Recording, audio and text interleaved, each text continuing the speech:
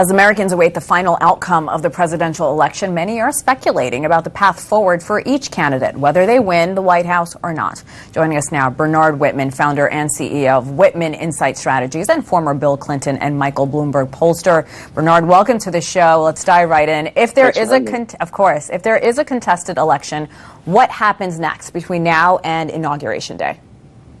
Look, I think we're going to have a president-elect tonight. I think Nevada is going to put Joe Biden over the top. I think as Pennsylvania finishes their vote, most of the votes are coming in from Philadelphia.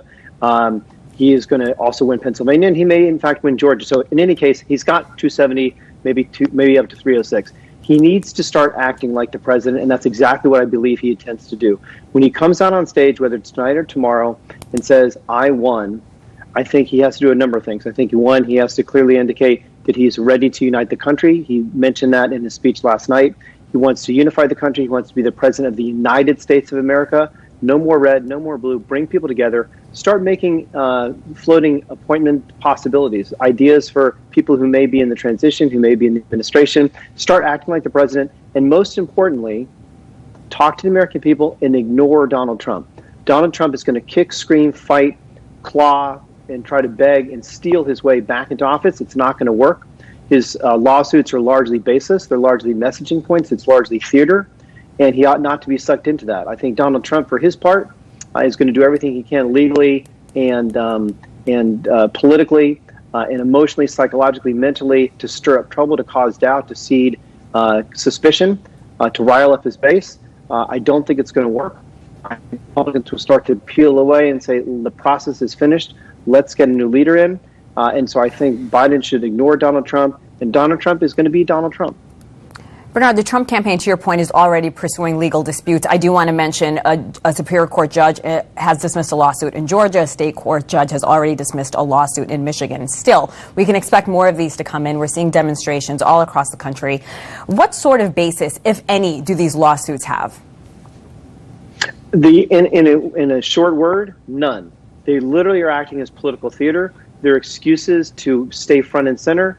They serve as tools and vehicles to seed doubt, to rile up the base, to seed suspicion, to make people think, is there something really going on? They're baseless lawsuits. They're lawsuits around where people should be able to stand. They're lawsuits about separating late arriving mail ballots from ballots that arrived on time, which, by the way, is already being done.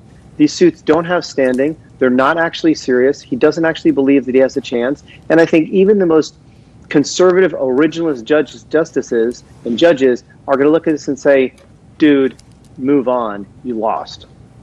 You've already mentioned former VP Biden's message of unity when it comes to uniting this country. But what sort of challenges will Biden face leading up to Inauguration Day if he does win? Well, look, many people said to me, why would anybody want to be the president? This is literally always has been the toughest job in the world, and no more so than today. The country is evenly split. It was evenly split in 2016, and we narrowly lost, the Democrats, that is, of course. And in 2020, it's still just as evenly split. This time, we narrowly won.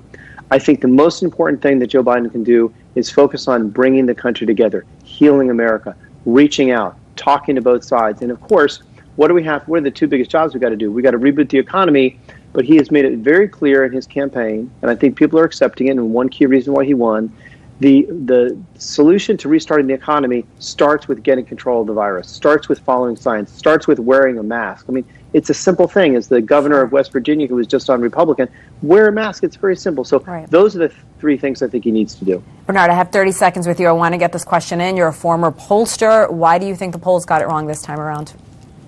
Look, I think we have to wait until all the votes are in and then go state by state. I think the truth is, on a national level, we seem to have gotten a bit wrong. I think on the state level, a bit closer.